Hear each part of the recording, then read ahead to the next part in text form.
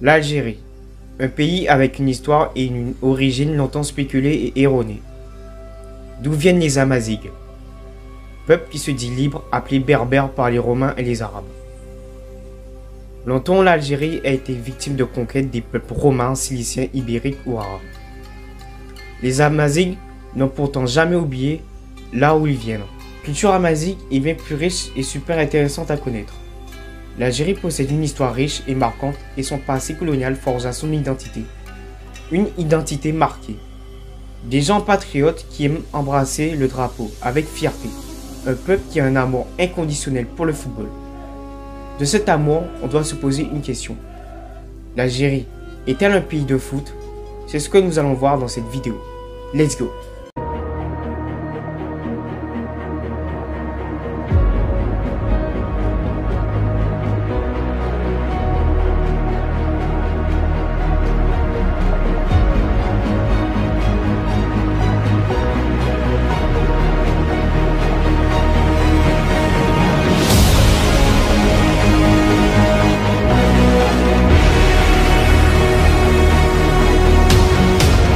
Salam alaikum, bonjour à tous, j'espère que vous allez bien.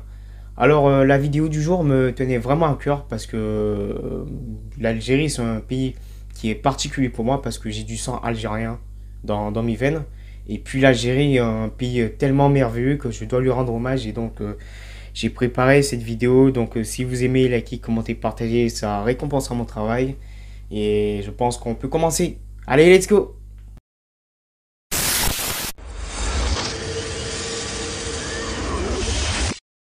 Pourquoi l'Algérie est un grand pays de football? Le premier facteur qui explique pourquoi l'Algérie est un grand pays de football, c'est tout simplement sa culture foot. Parce que chaque pays dispose d'une culture foot, mais en Algérie, le football c'est quelque chose de très particulier. L'équipe nationale, c'est une fierté pour le peuple algérien. Le football, c'est une passion qui se transmet dans la famille. C'est quelque chose que peu de pays possèdent. Et puis, je tiens à dire que le football a été aussi utilisé en temps de guerre, notamment pour la guerre d'indépendance qui a duré de 1954 à 1962. Le FLN, c'est-à-dire le Front National de Libération, appelle en 1958 les joueurs algériens à jouer dans leur pays. À l'époque, des joueurs de renommée comme Rachid Mikloufi, qui jouait à Saint-Étienne, avaient accepté de retourner au pays parce que l'Algérie passe avant l'argent et avant la gloire. C'est les valeurs qui sont mises en avant en Algérie et c'est pour ça que le football c'est quelque chose de sacré. L'équipe d'Algérie c'est sacré car elle représente la nation algérienne à travers le monde et c'est quelque chose qui est ancré en Algérie. On ne voulait pas gagner des matchs, hein. On gagnait, on jouait pour que l'Algérie soit reconnue, ça.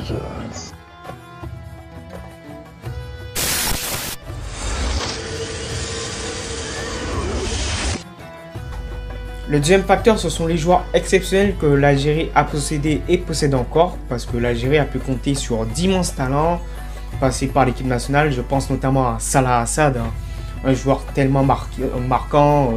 C'était un dribbleur incroyable qui représentait le foot du Maghreb avec une élégance et des gestes techniques qui ont été incroyables. Et lors de la Coupe du Monde 1982, il a fini meilleur ailier gauche de la compétition. Je ferai peut-être une vidéo sur lui, peut-être, on verra. Et puis quand on parle de légende algérienne, comment oublier le cas de Rachid Mikloufi, un des meilleurs joueurs algériens et africains de l'histoire. C'est le deuxième meilleur buteur de l'AS Saint-Étienne de l'histoire avec 152 buts et 339 matchs.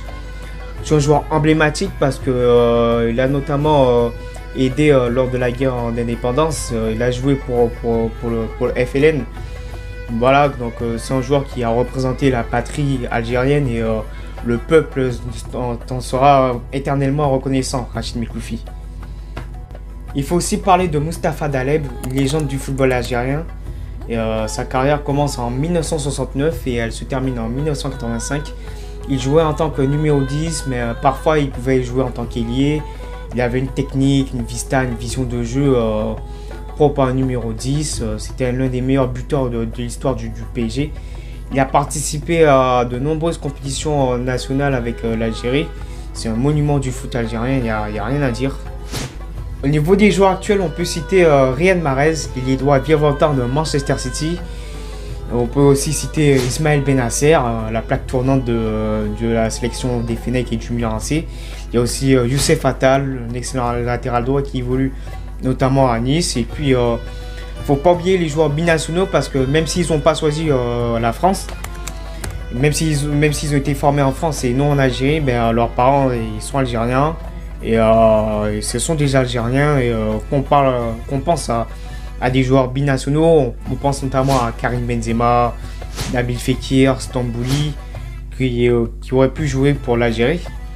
Bon, le dernier, c'était pour le troll, voilà quoi, mais bon. Et puis, le meilleur joueur français de l'histoire vient de la Kabylie, c'est Monsieur Zinedine Zidane.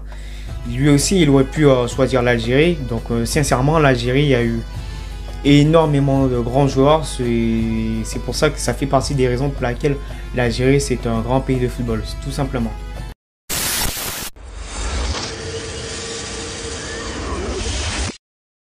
Et puis le troisième facteur, c'est tout simplement les épopées de l'équipe nationale. D'abord, il faut se replonger en 1982. C'est l'année de la première Coupe du Monde de l'Algérie de son histoire, une Coupe du Monde où l'Algérie fera forte impression. Elle sera dans la phase de poule opposée à l'Allemagne de l'Ouest lors de son premier match. Et ça sera l'Algérie qui ouvrira le score à la 53e minute de jeu d'une magnifique reprise pour ouvrir le score.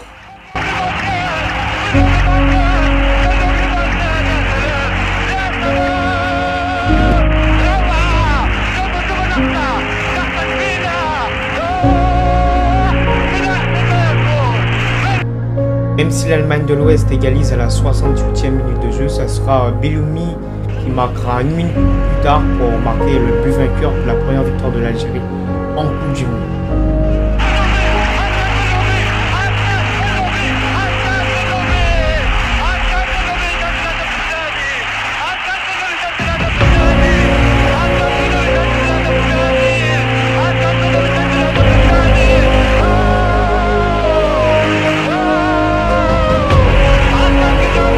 Bien que l'Algérie perde son deuxième match face à l'Autriche, le troisième match sera remporté sur un score de 3-2 grâce à un doublé de Salah Assad et un but de Ben Soula.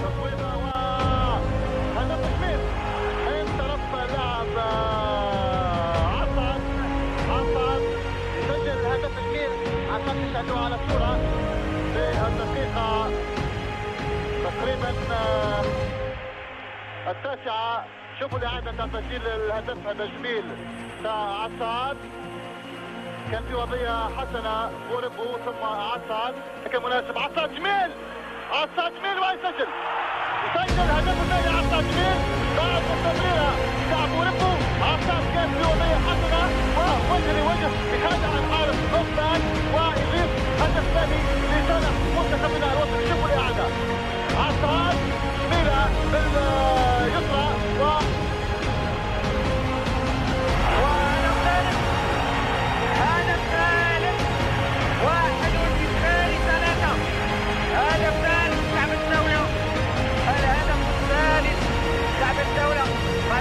كورته من طرف عباس. حقيقة قلت ان النجم نتاعو المهدي ومع عباس وبالدولة يجيب الهدف الثالث لصالح الفريق الوطني امام الشيلي 3-0 خلال الشوط الاول. Malheureusement, tout cela sera gâché à cause notamment du match de la honte entre la RFA et l'Autriche. Ça ne change rien à ce qu'a fait l'Algérie lors de sa première Coupe du Monde. C'est une performance très encourageante pour la suite et il faudra compter là-dessus pour que l'équipe d'Algérie puisse avancer. On passe maintenant aux années 90, une année très importante pour l'Algérie puisque l'Algérie organise la Coupe d'Afrique des Nations. L'Algérie sera dans le groupe du Nigeria, de l'Égypte et de la Côte d'Ivoire, un groupe très, très relevé. Pourtant, l'Algérie parvient à infliger une leçon au Nigeria lors de son premier match. Rabat Madjer ouvre le score à la 36e minute de jeu.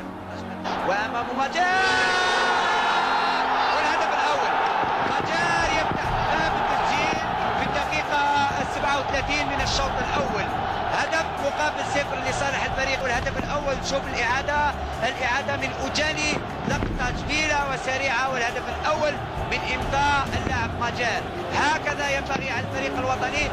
Avant de doubler la mise à la 58e minute de jeu.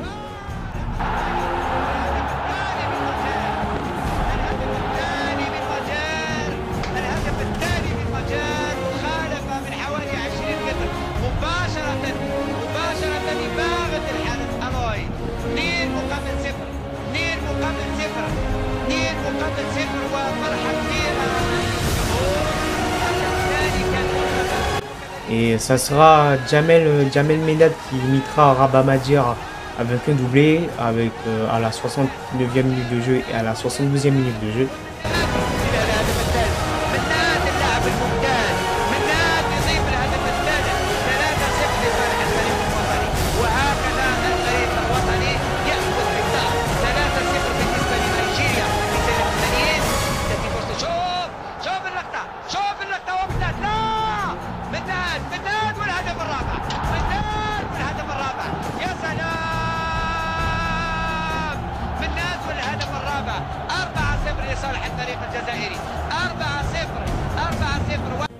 Et bien que Okocha marquera à la 82e minute de jeu, Jamel Amani marquera à la 88e minute de jeu pour une victoire 5-1, une véritable démonstration de force.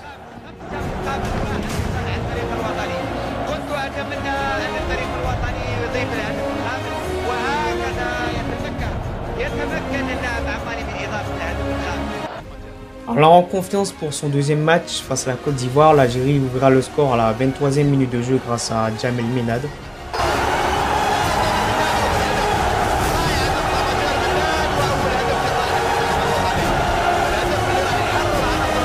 Ensuite, ce sera Cherif El Oudzani qui marquera un second but à la 81e minute de jeu.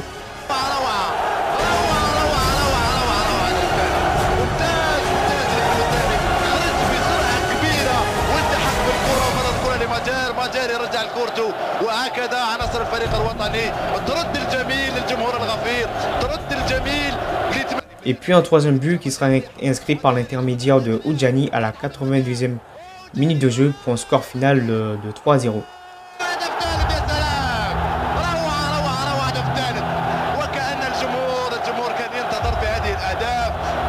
Un score qui confirmera que l'Algérie fait partie des favoris pour cette Coupe d'Afrique des Nations. Un statut de favori qui sera confirmé après une belle victoire face à l'Égypte grâce à un but de Jamel Amani, encore lui, et un but de Moussa Saïd.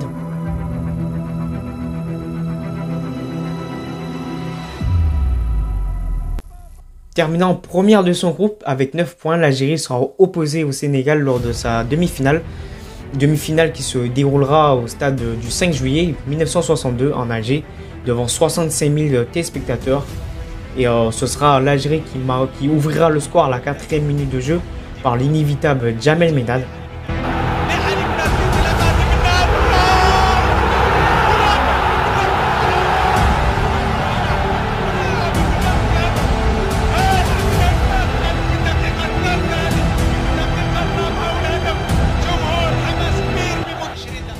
Et bien que Serrar marquera contre son camp à la 20e minute de jeu, Jamel Amani marquera à la 62e minute de jeu, le score restera là et ce sera l'Algérie qui va filer en finale de la CAN 1990.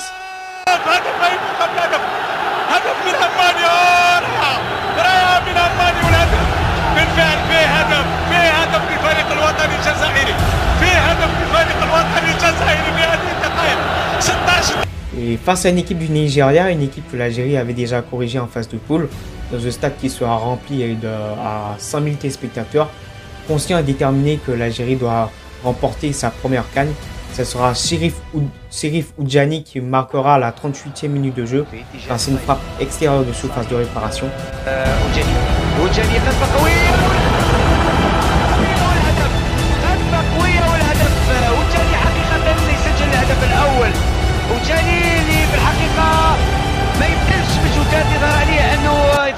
Un but déterminant puisque le score en restera là et l'Algérie sera championne d'Afrique.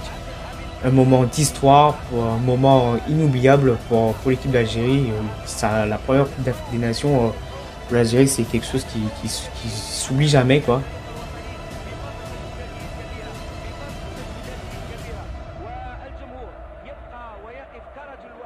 Et après avoir évoqué cette première épopée, on va se replonger dans une épopée qui sera assez récente, puisqu'on va se replonger dans l'épopée de 2019. Et avant cela, on aura besoin d'une petite remise en contexte. Pour une Coupe du Monde 2014 encourageante où l'Algérie a fait jeu égal avec les champions du monde allemands en huitième de finale de Coupe du Monde, l'Algérie connaîtra une véritable traversée du désert, notamment en enchaînant les sélectionneurs, mais surtout en enchaînant les pieds de performance, notamment lors des CAN de 2015 et de 2017. Pourtant, l'arrivée d'un homme va bousculer cette mauvaise dynamique. L'arrivée d'un homme qui se nomme Djabel Belmadi. Il deviendra le sélectionneur de l'équipe d'Algérie le 2 août 2018.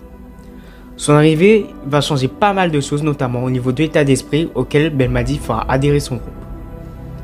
C'est une Algérie en forme et en confiance qui va se qualifier pour la CAN 2019. Bienvenue dans notre réunion, c'est ça? Non.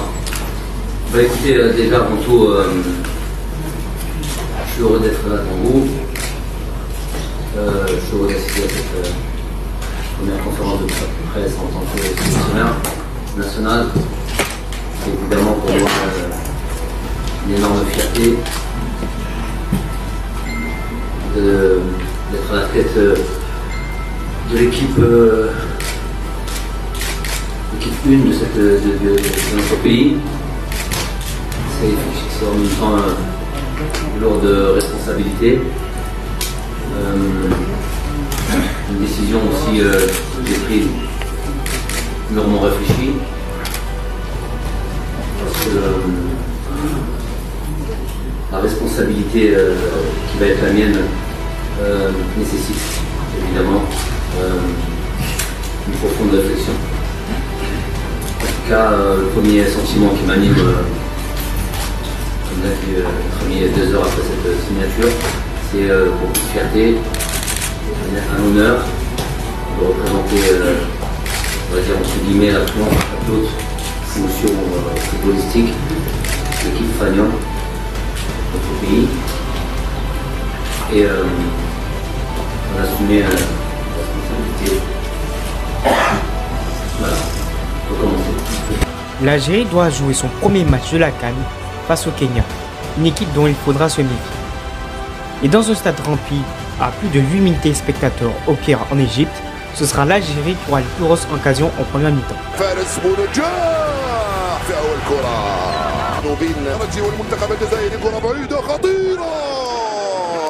قد يتقدم رياض يسدد الكرة في الركنية يلعبها جول وتسديدة بابا يوسف البلايلي يسدد كرة سفيان والحارس يصد كاد يأتي الجول. Une domination qui sera récompensée par l'intermédiaire de Youssef Attal à la 32e minute de jeu qui provoque un penalty.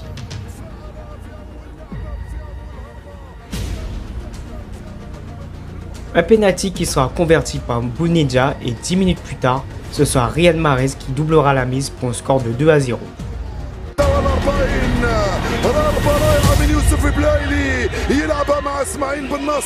La suite du match sera maîtrisée par l'équipe d'Algérie et le match se finit donc sur un score de 2-0. C'est donc une entame de compétition encourageante pour l'équipe d'Algérie, surtout que le deuxième match c'est nul autre que l'équipe du Sénégal, une équipe à ne pas sous-estimer, surtout une équipe qui est menée par son joueur phare, Sadio Mané. L'Algérie va pourtant pousser pour marquer en première période, mais ce sera finalement en deuxième période que l'Algérie ouvrira le score d'une magnifique frappe de Belaïli.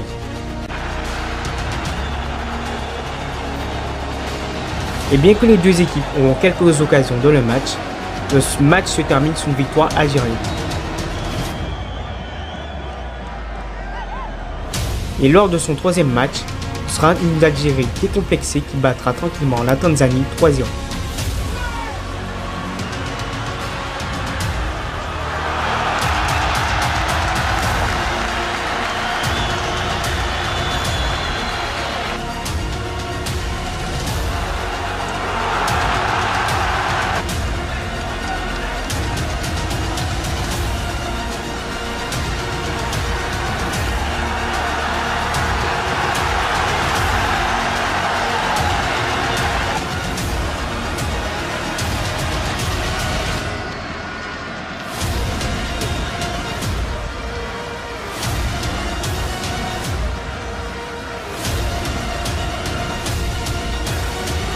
Je me souviens à cette époque-là que je me disais que l'Algérie pouvait vraiment le faire.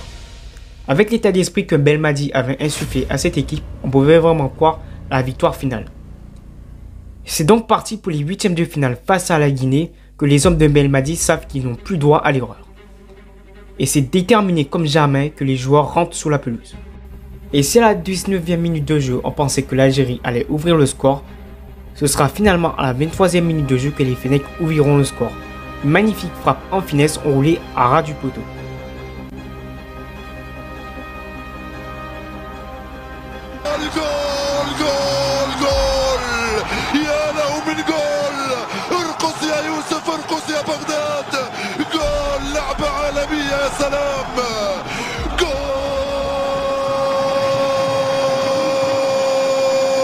« 1-0 puis 2-0 à la 57e minute de jeu, but de Riyad Mahrez en toute tranquillité.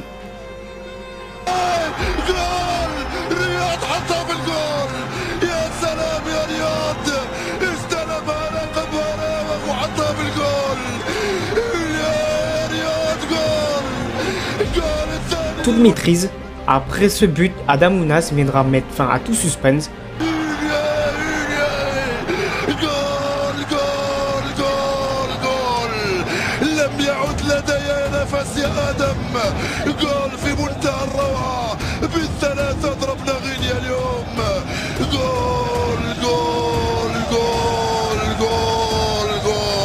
Les Fennecs ont réussi.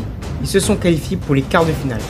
Un quart de finale de grande envergure puisque les Fennecs seront opposés aux Ivoiriens. Une équipe qui a 2 cannes à son palmarès.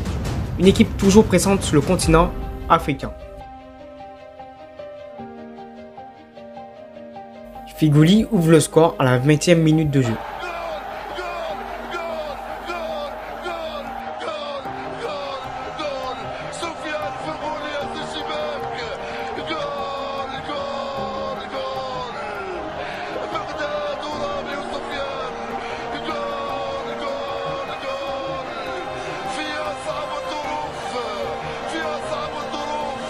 Et bien que Bounedjah avait la possibilité de marquer sous penalty à la 45e minute de jeu, ce sera la Côte d'Ivoire qui égalisera à la 62e minute de jeu. Et malgré une nette domination dans les occasions pour l'Algérie, le match file en prolongation. Il faudra donc une séance de tir au but pour départager les deux équipes.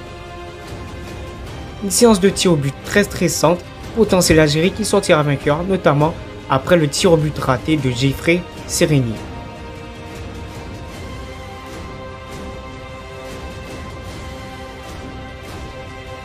Les Fennecs l'ont fait. Ils sont qualifiés pour les demi-finales face au Nigeria. Nous sommes le 14 juillet 2019. De le stade international du Caire, l'Algérie a son destin entre les pieds pour une place en finale qui les attend. Le peuple algérien compte sur eux. Et face au Nigeria, le 3 fois vainqueur de la CAN, pas question de faiblir maintenant. Et c'est parti, l'Algérie débute fort. 6e minute de jeu, grosse occasion pour les Fennecs. Malheureusement, Bounedjah manquera de justesse, ça sera une Algérie dominatrice qui va s'offrir les meilleures occasions.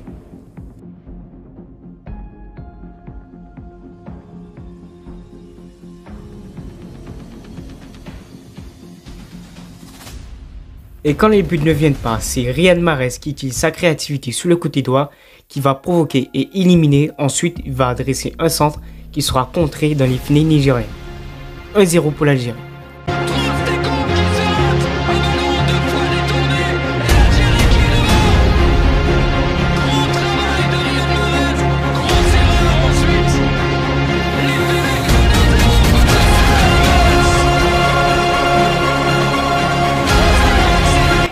Score à la mi-temps 1-0 de bonne augure pour débuter la deuxième mi-temps.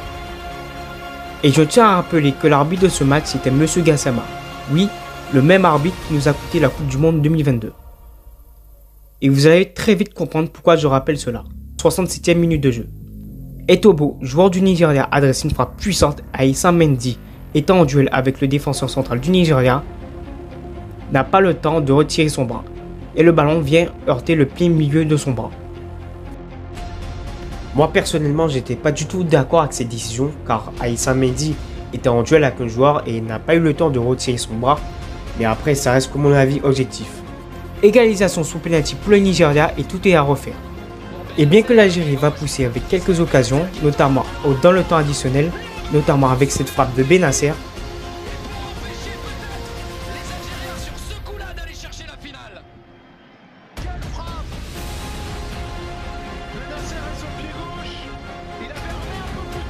l'Algérie obtient un coup franc à la 93e minute de jeu.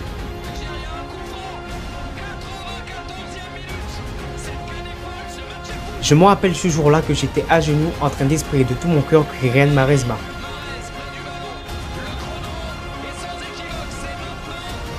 Riyad Mahrez place son ballon, au regard concentré, et puis d'un coup, il arme une frappe monstrueuse à gauche du gardien. Et c'est l'explosion de joie. En finale de cette Coupe d'Afrique des Nations 2019 !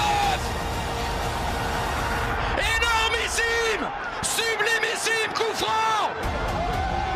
Les Algériens rejoignent les Sénégalais vendredi prochain dans ce stade international du Caire. Ce jour-là, j'avais tellement crié, tellement que j'étais heureux. C'était incroyable. L'Algérie venait de se qualifier pour la finale de la CAN. Une équipe qui était en perte de vitesse après la Coupe du Monde 2014, mais une équipe qui a retrouvé un second souffle grâce à un homme, Djamel Benmadi. Que vous êtes, comment on prépare une finale d'une aussi grande importance? Salam alaikum, bonjour tout le monde. On essaye de faire en sorte de la préparer de la même manière qu'on a préparé tous les matchs jusqu'à présent. La concentration se fait quasiment d'elle-même. Les joueurs, le ressenti des joueurs et l'approche qu'ils ont par rapport à ce match est très clair. Donc parfois il n'y a même pas besoin d'en rajouter. Le plus important c'est de rester et concentré et déterminé comme on l'a été jusqu'à présent et en même temps avoir une certaine tranquillité. Et enfin, c'est le jour de la finale face au Sénégal. Une équipe qui court derrière sa première CAN de l'histoire et l'Algérie a la possibilité de renouveler son espoir après 1990, c'est-à-dire être champion d'Afrique. Le stade est en feu, les joueurs sont concentrés et ça commence très fort. Première minute de jeu, Bounedjah va lancer une percée dans la défense sénégalaise pour ensuite armer une frappe qui sera touchée mais pas suffisamment pour empêcher le but. Et c'est l'ouverture du score 1-0 pour l'Algérie.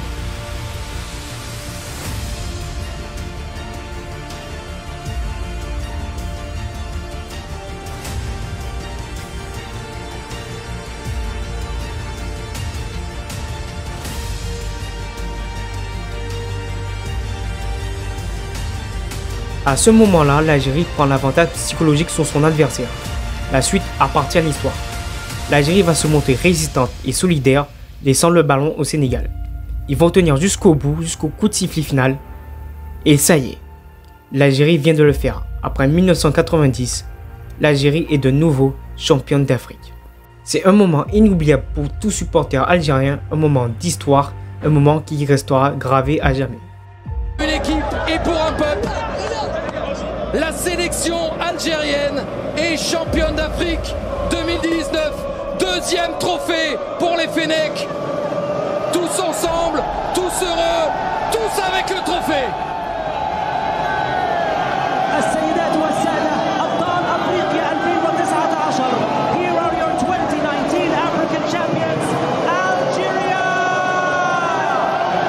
Alors, qu'en retenir de cette vidéo? Quelle conclusion on peut en tirer?